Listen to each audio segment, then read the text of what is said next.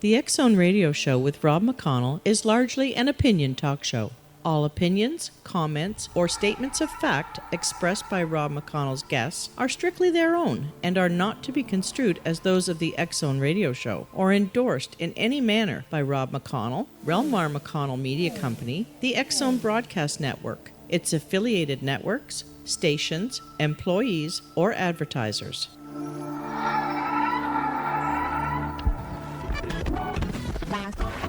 All Hit Radio.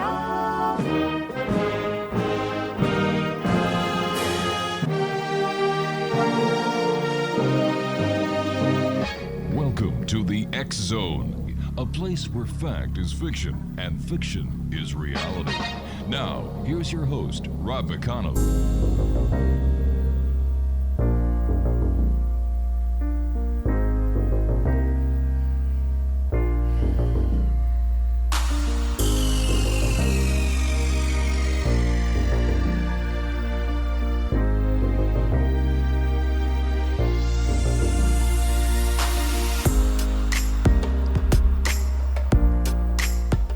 And good evening, one and all. This is the X Zone. I am Rob McConnell. We're coming to you from our broadcast center and studios in Niagara, Ontario, Canada.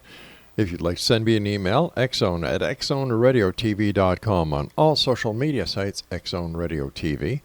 And if you'd like to find out about the broadcast schedule for the X Zone Broadcast Network, www.xzbn.net. And for the X Zone TV show on Simul TV, www.simultv.com, and in the search engine, just type in X Zone. X Zone Nation, my guest this hour is Jim ELVIDGE. He holds a master's degree in electrical engineering from Cornell University.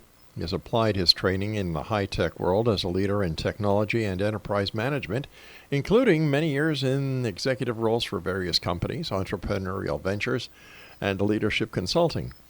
Beyond the high-tech realm, however, Jim has years of experience as a science researcher, keeping pace with the latest in the various fields of quantum physics, cosmology, artificial intelligence, nanotechnology, and metaphysical anomalies. Now, this unique knowledge base provided the foundation for his critically acclaimed 2008 book, The Universe Solved, which for the first time presented the astounding evidence that our reality may be under programmed control. Now, here we are years later. Scientists, technologists, and futurists all over the world are jumping on the simulation bandwagon, speculating, Exonation, that our reality is a digital simulation. Jim's research and theory, however, has continued well beyond the simulation hypothesis and incorporated powerful ideas around consciousness, cultural synchronicities, quantum anomalies, and a true scientific foundation for digital conscious theory. Joining me now is Jim ELVIDGE. And Jim, welcome back to the X Zone. Great having you with us. Yeah, thanks very much, Rob. Great to be back. Really like doing your show. It's been a few years, and really good to be back on with you. Well, thank you so much for taking time out of your busy schedule to join us. But, you know, over the years, I've heard more and more people talking about what you and I discussed 3 years ago. Like, man, you're way ahead of your time. I think we should call you Panasonic. Great. Yeah, no, it's something that's definitely gathering steam. Even in universities, they have, information theory based, sections in the physics departments now. Right. And, the things that I was talking about when I first wrote my first book back in 2007, 2008, there were very few of us then talking about these kinds of things, and now everybody's jumping on the bandwagon, especially since Elon Musk, threw in the hat, and he believes in a lot of this stuff too. And now all of a sudden the mainstream media's picked it up, and there was an article in Wall Street Journal about it a couple of weeks ago, and it's definitely gathered a lot of steam. Now, as you and I know, your theory deals with the idea of reality. Now, in your opinion, what does it mean to be real? That's kind of the classic question, isn't it? In my opinion, real is what's happening right now. And that's pretty much it. It's what's happening in your subjective experience, in my subjective experience. As it turns out, what's real to you and what's real to me can sometimes be different. And I don't mean different in the sense of you hear differently than I do, or Right. your eyesight is different than me, or even that your brain processes things differently than mine. Fundamentally, you can actually experience something different than what I experience, and this has been proven in some quantum physics experiments called Wigner's friend experiments, where they show that two realities can coexist at the same time, which is a mind-blowing thing because we think of the reality that we're in as being the same one that everybody experiences. Right. But now physicists are saying that's not really true. Jim, would that explain why some people see ghosts and other people don't, even though they're standing in the same place at the same time, looking in the same direction? Yeah, I could think of a couple reasons for that. Please. One could be, if you use as an analogy, and part of my theory involves the idea that our reality is virtual, and if you follow the logic to its conclusion, if there is no objective reality, then it has to be virtual.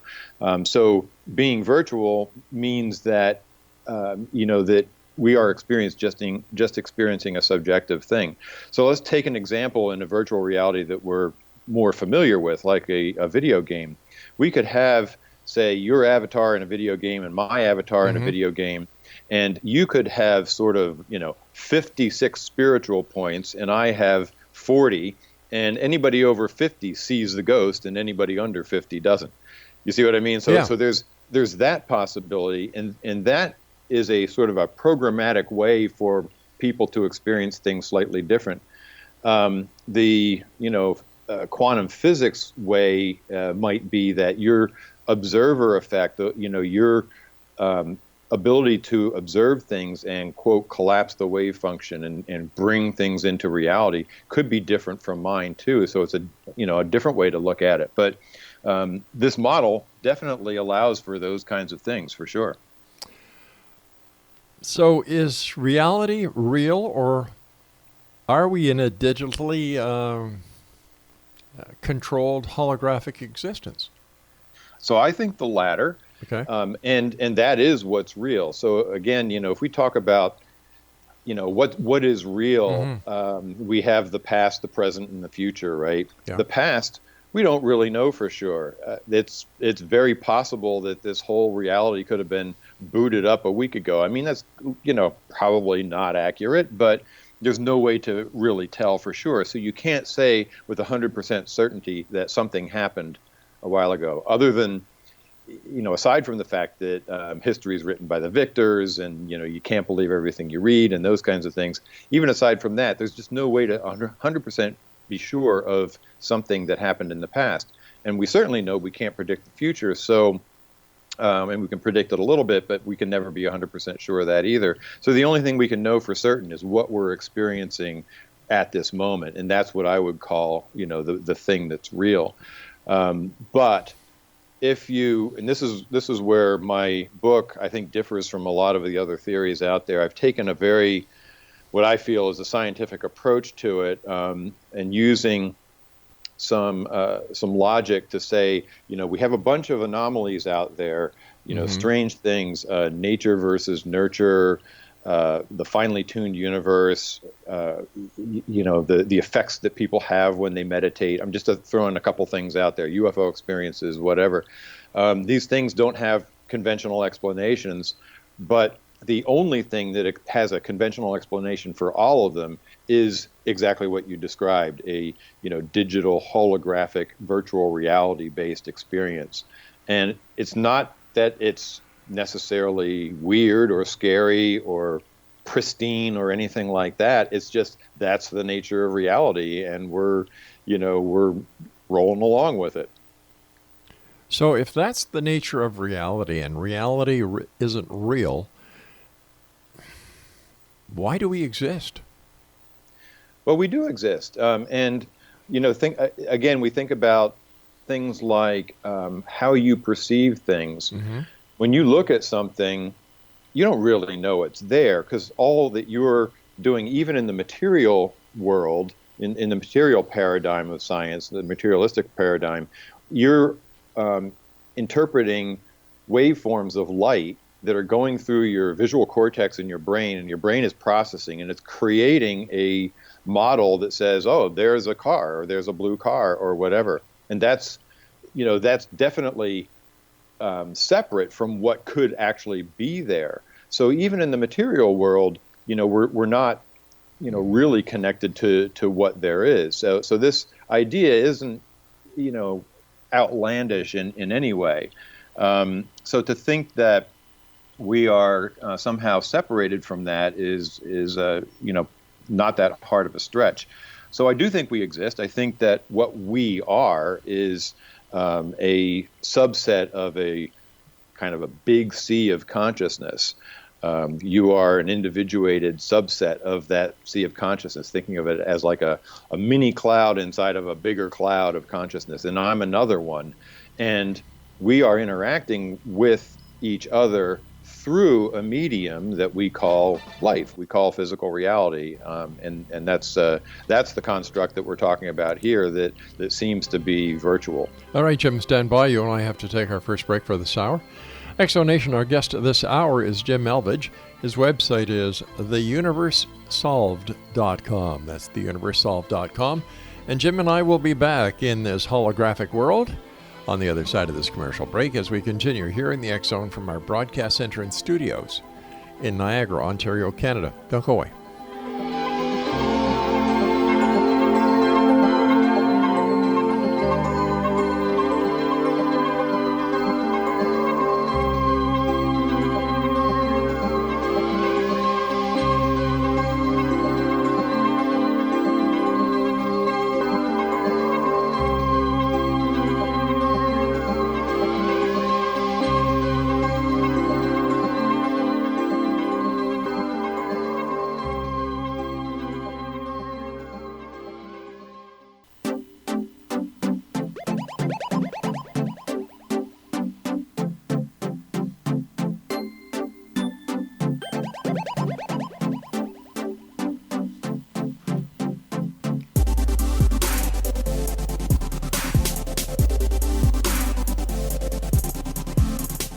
Jim ELVIDGE is our special guest this hour, X Zone Nation. TheUniverseSolved.com is the website.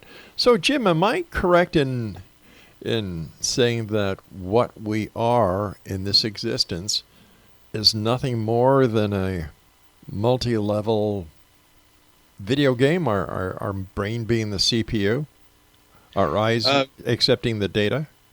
Yeah, a little bit different. Yeah. I'd say that the what we're experiencing is very similar to a virtual simulation that you might experience, run by some other CPU. What the CPU is a big question. It feels to me, and based on the evidence, it seems like it's a construct of the reality itself. So I don't delve too deeply into how this came about, although you can kind of infer some things, logically based on some of the experiences that we have. However, some others, Tom Campbell, Stephen Kaufman have, and they've identified the idea of a reality cell. So if you think of something in sort of some fundamental level of reality, that there's zillions of these things, and when you get lots of things together, just like you have lots of nodes on the internet, you can create some pretty, out of complexity, you can create some interesting things. So ultimately, our reality has evolved to be complex, to support a virtual reality existence, and think of that maybe as sort of a different program that's running. I hate using words like program because it makes people feel like it's something in a computer. When we don't really know what the construct of this system is, we're just inferring it from the evidence. So we don't have a better vocabulary. I'll use the word program. Okay. So our virtual reality is just this program that we're running, and you are this consciousness out there. I'm this consciousness out there where we have these avatars in the program. The avatars are our bodies, and we interact with each other and with the world in that way. And interestingly enough, this isn't that different from the way the ancient Greeks viewed the world, the Hindus, shamanistic cultures going way back, often talked about Maya, the concept of Maya, or Plato's cave, the idea of living in an illusory reality. And idealism is a philosophy. There's a lot of philosophers out there who believe in idealism, going back to, Descartes and others. And that's just basically saying that consciousness is separate from the body. And this is really no different than what I'm talking about here. So, Jim, do you think we're living in the Matrix?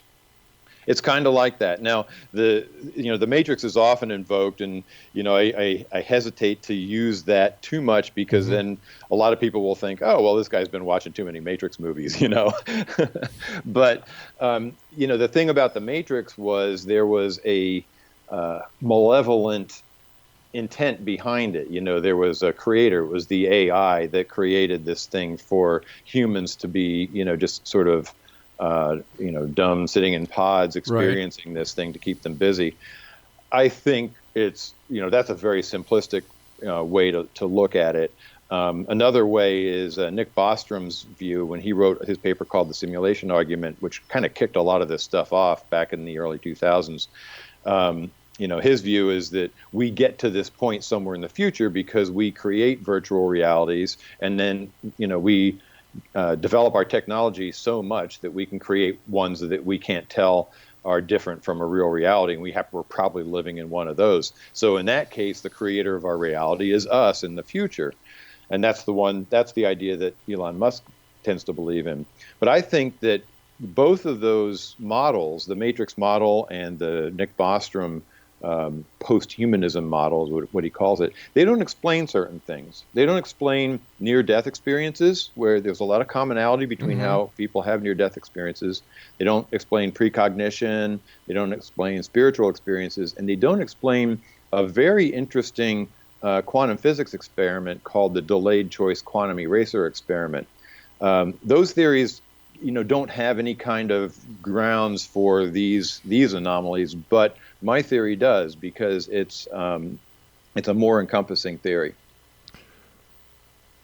Your new book, Digital Consciousness, is different from your first book, The Universe Solved.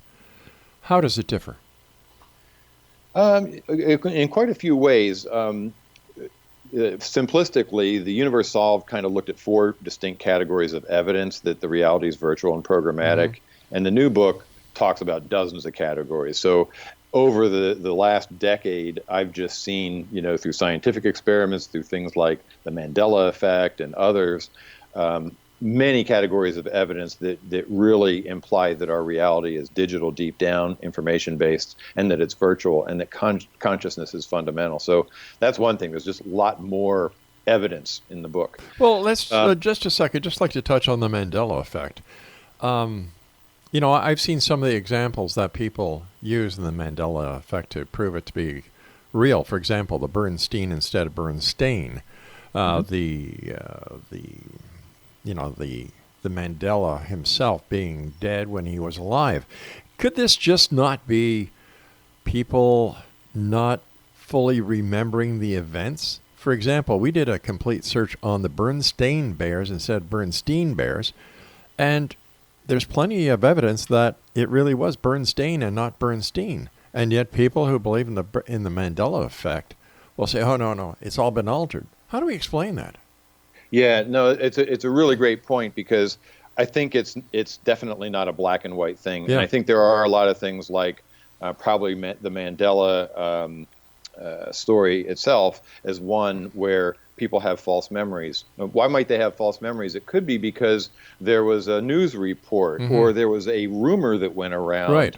And then everybody remembers that. They remember the wrong thing. And when you remember something, they've shown that what you're not remembering what originally happened. What you're remembering is the last time you remembered it. So our memories are very faulty. So it's a very good point that some of these Mandela effect examples that people give could just be false memories. However, there are some that seem like everybody remembers it differently, or almost everybody. And I'll give you one example. My favorite one is the James Bond movie Moonraker.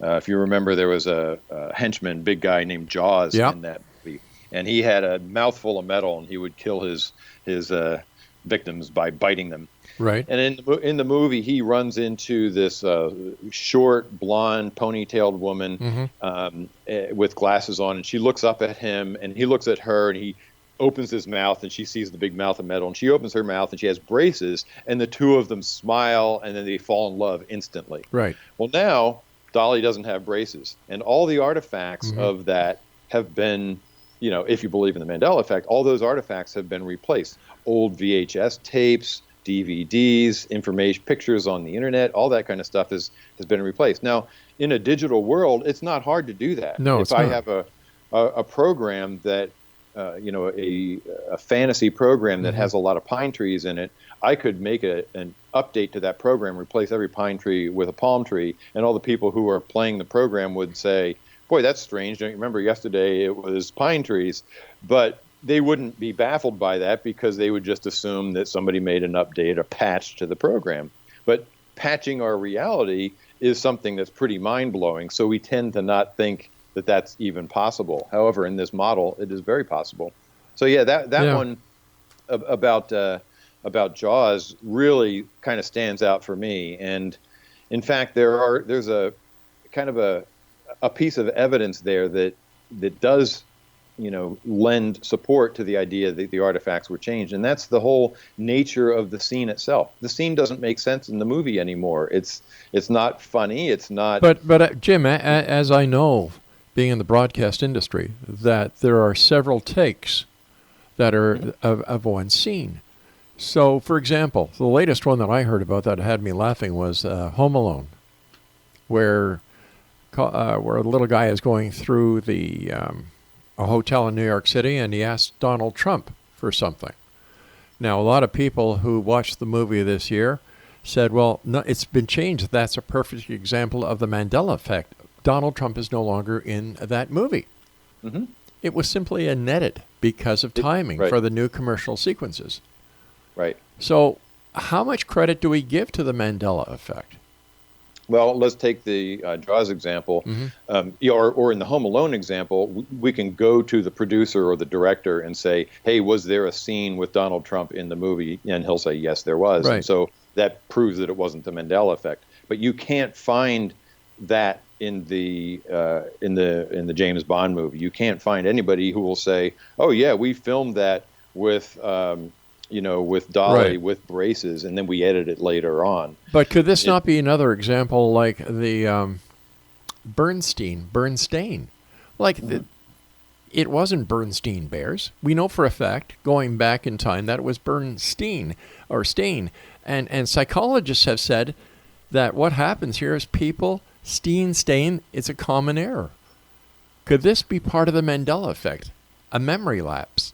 Yeah, I think for some cases it could be, and I'm not saying that I'm 100% convinced that even the James Bond movie was an example of the Mandela effect. It's the most glaring example that I can think of.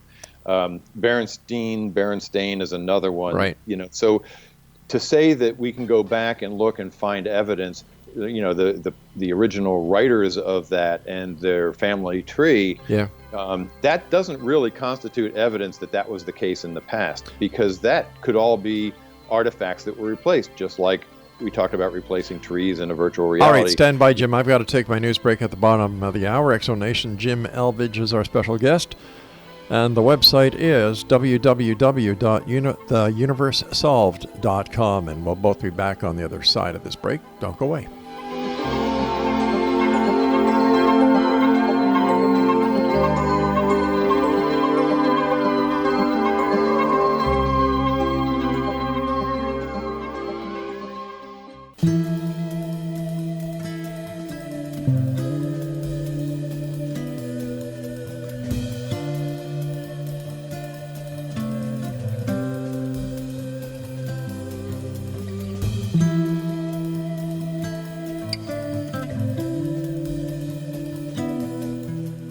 Welcome back, everyone. Jim ELVIDGE is our special guest. TheUniverseSolved.com is his website.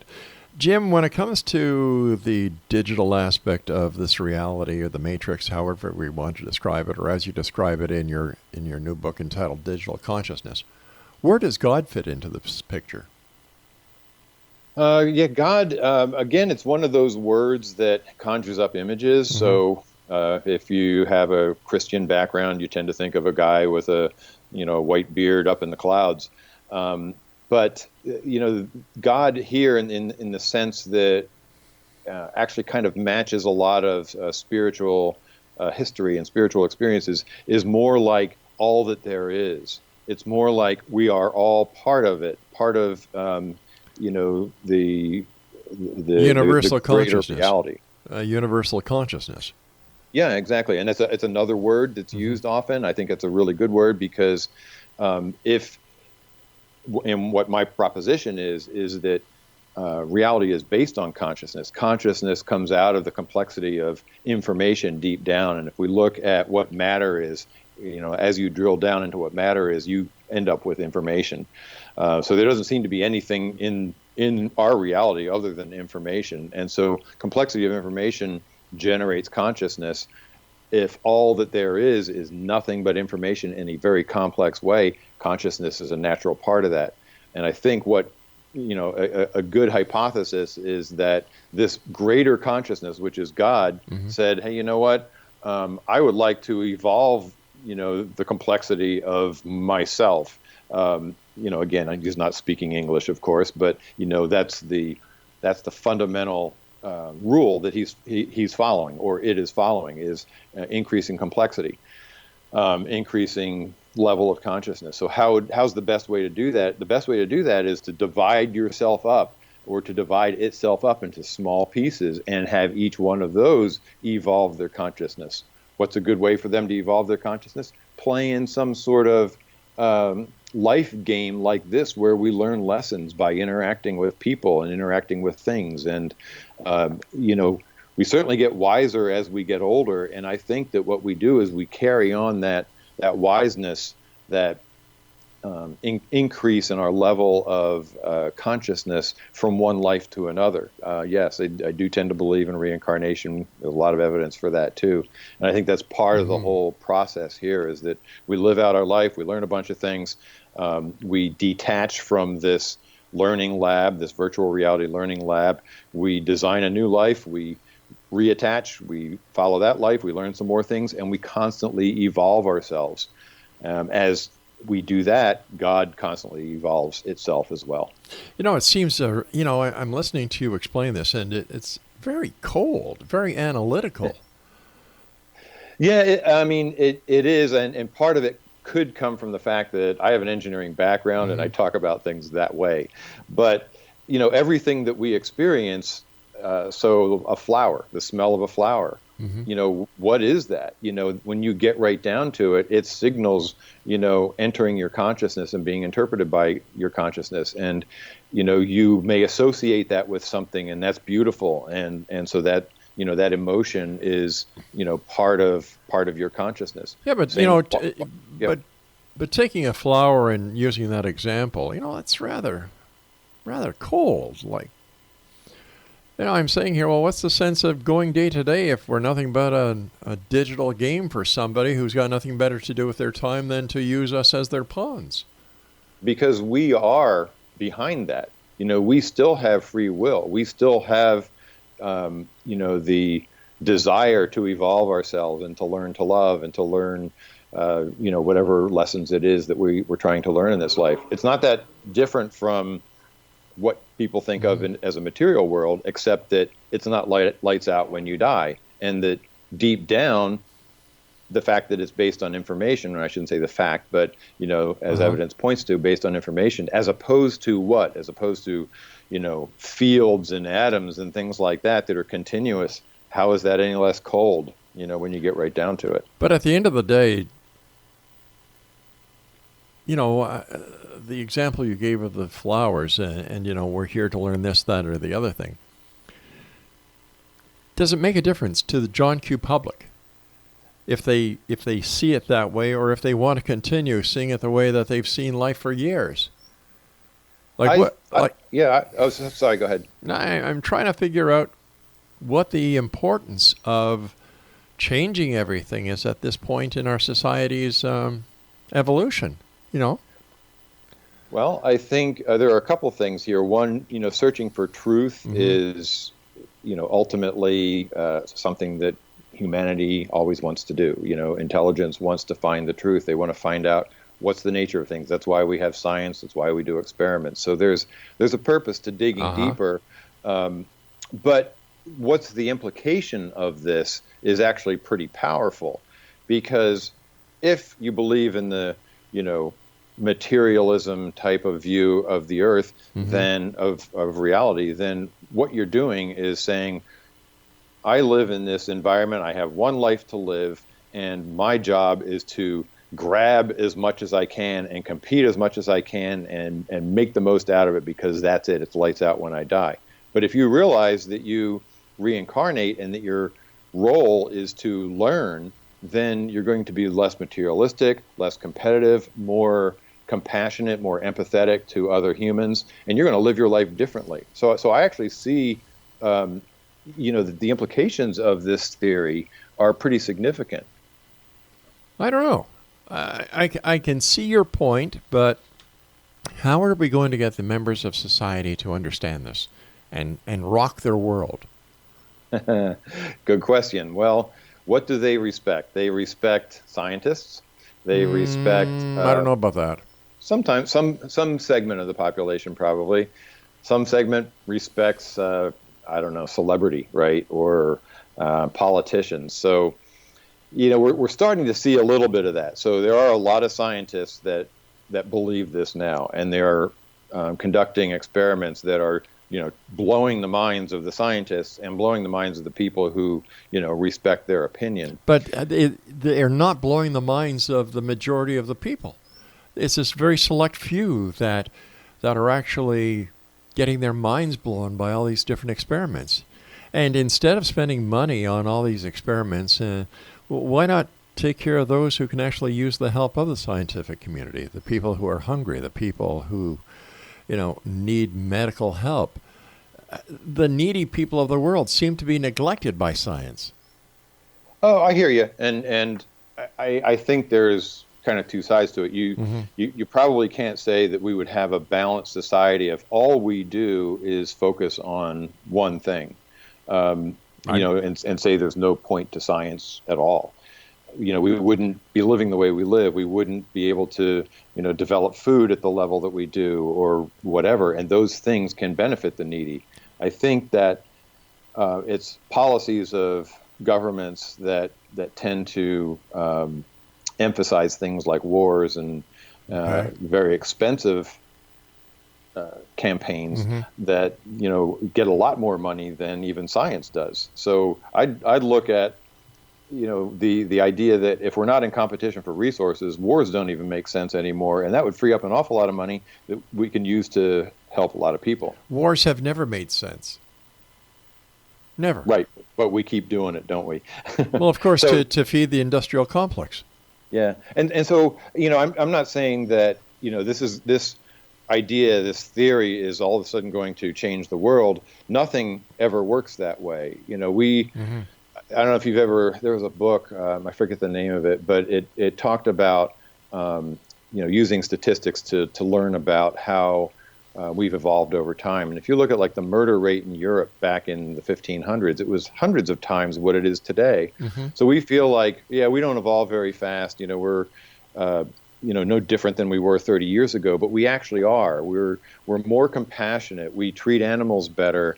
How many countries now have created laws that prevent zoos from existing or having. I hear you on this. I hear you on this, and I agree. Except, it seems that animals are getting better respect than humans are. And when you look at the statistics, there's more homeless now than there was 30 years ago. There's more terminal diseases than there were 30 years ago. There are more hungry people 30 years ago. There are more uneducated people than there were 30 years ago. So statistics can actually prove that we're not going forward, that we're kind of in a rut. Yeah, it depends. I think it depends on the country. I think it depends on your time frame that you're looking at. So, like anything, if you ever look at a growing stock, it goes up and then it goes down a little bit, then it goes up some more, but the overall trend may be continuously up. So I think the overall trend of humanity is in a positive direction, but we may have had a dip for a certain number of years in some senses. There's nothing wrong with that idea. I think that fits. All right, stand by. We've got to take our final break. And X Zone Nation, our guest this hour is Jim ELVIDGE, and his website is www.theuniversesolved.com. And Jim and I will be back on the other side of this break as we wrap up this hour here in the X Zone with yours truly, Rob McConnell, from our broadcast center and studios in Niagara, Ontario, Canada. Don't forget, the X Chronicles newspaper comes out Friday. www.xchroniclesnewspaper.com, and for all the show listings and where and when you can listen to your favorite XZBN show, visit our website, www.xzbn.net. We'll be back after this break. Don't go away.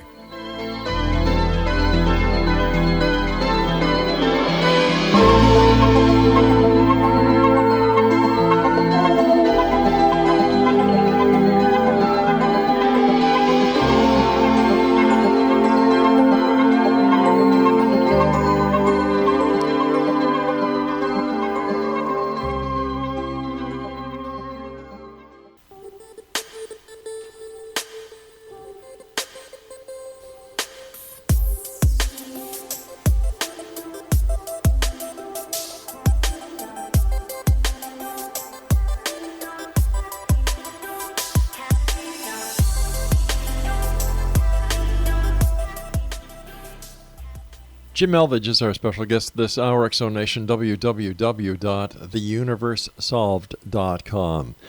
Jim, a lot of people in the New Age community are tossing around quantum physics, quantum mechanics like it's the next best thing to sliced bread. But I've got a feeling they really don't know what the hell they're talking about half the time. So why don't you explain to us what quantum physics, quantum mechanics are? Yeah, that's a tall order, Rob.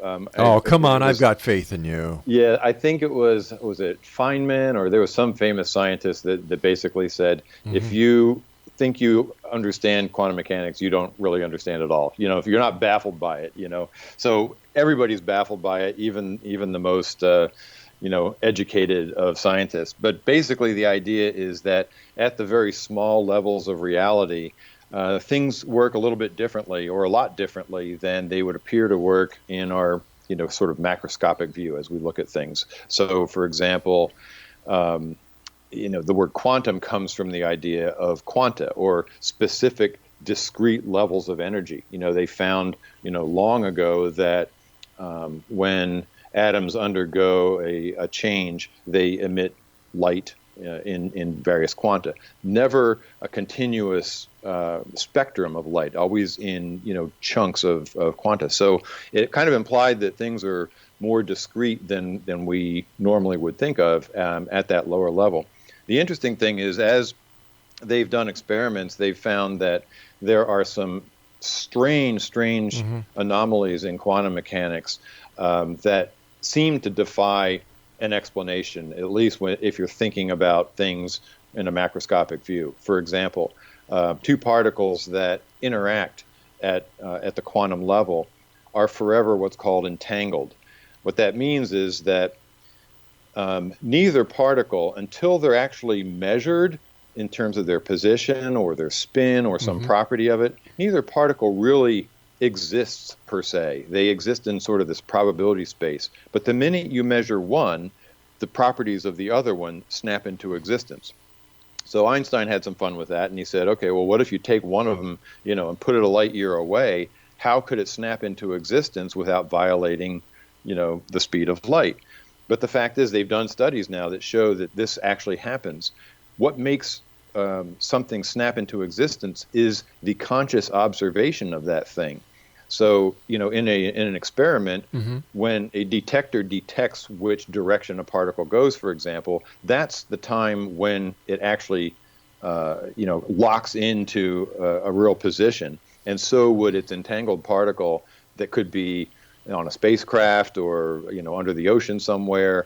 And they've done these experiments that show that that's really the case. Now, there's no macroscopic explanation for this.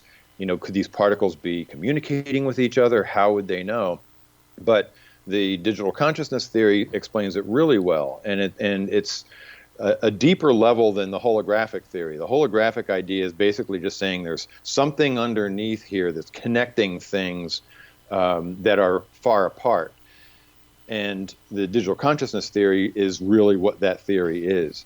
So what's connecting them is the fact that they're just information, and they're information that's being used in some programmatic way. So I could, for example, write a program that defines the properties of a particle. That particle is nothing but information. And when that particle comes in contact with another particle, it spins up another program, called forking or whatever computer science terminology you want to use. And now, if that particle is positioned somewhere else on the screen, which is equivalent to space in our reality, it's always going to follow what the other one does. And it's just because the underlying construct is computational, and it updates that state the same time it updates the other state. We don't see that in our normal macroscopic reality because there are, limitations to how fast things move, and, relativity prevents macroscopic things from exceeding the speed of light and so forth. But, at the quantum level, that could be very different. In fact, it was John Wheeler who said, I understand why all electrons are exactly the same, because they're all the same electron. Well, that insight of his was mind-blowing, but it actually makes sense if you think of an electron as nothing more than the instantiation of a little tiny program that determines how that electron behaves. That little tiny program is the same everywhere. So that's why every electron behaves exactly the same. All right, so how is quantum mechanics and quantum physics going to help John Q. Public? I don't know that it will. I mean, right now it helps a lot because, I have to correct my statement there. Every computer that you use, all electronics that you use quantum mechanics. The idea of tunneling is a quantum mechanical thing. So you wouldn't have cell phones without quantum mechanics, or computers, or satellites, or transmission equipment, or anything without electronics, which depend on quantum mechanics. So that's certainly made a big impact in people's lives.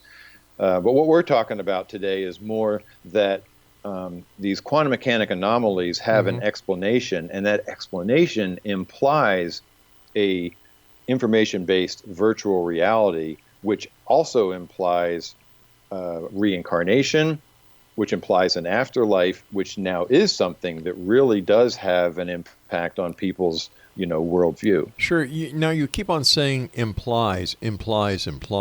So this has not been proven yet. No, the word proof is not in the vocabulary of science, to be honest. So why should we pay any attention to speculation instead of fact? Because there is a very valid aspect of science called abductive logic, and abductive logic is used by physicians all the time. You see a bunch of symptoms that somebody has. You even run a test, perhaps, and all the tests are inconclusive. But it all adds up to, believing that, this is the source of the problem, and therefore this person needs a pill or exercise or surgery or whatever it is. And that's real science. And that's all I'm doing here is saying that we have a lot of unusual things going on in the world, and when you try to come up with an explanation for all of them, you can look at the simulation theory, you can look at the many worlds theory, deterministic materialism, Abrahamic religions, string theory, Eastern philosophy, all these things that are overriding theories, but all of those that I just mentioned leave out something. All of them have a domain that they can explain and a domain that they can't.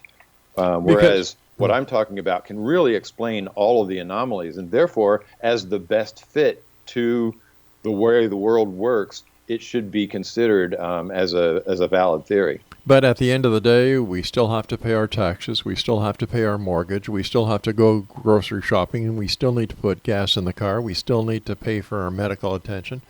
So what is going to change? Your worldview. I mean, if you, it's up to you. I think, if you understand what the implications of this are. I mean, let's say that you believe in reincarnation, you might choose a different career path. Whereas if you believe that it's lights out when you die, you're probably going to pick, something that makes you the most money, for example. So, your day-to-day life I think, can be very much influenced by your belief in or your worldview. I'm sure people who believe in certain religions behave differently than people who don't believe in those religions. And So, okay, I'm having a little bit of a problem trying to understand the significance, because what you're saying is that, you basically have the ability to choose what is right, what is wrong, what religion that you follow. If you want to believe in reincarnation, if you want to believe in something that it'll change your life for the good or for the bad or whatever. And so that's everyday life as it is. So once again, I don't see the significance.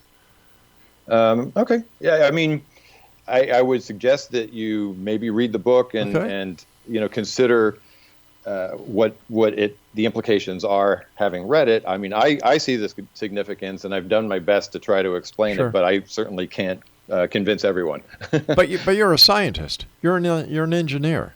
This is how you think. This is how you were taught to think, I would imagine. Sure. And I was actually taught a lot of things that I have now thrown away. The materialistic point of view, I fully reject, and I reject it based on evidence. And so that's all I'm really trying to do, is say that based on the evidence, and the evidence consists of, things that are unexplained in this world, or results of experiments. But here, all right, but you were saying implies before, now you're saying evidence.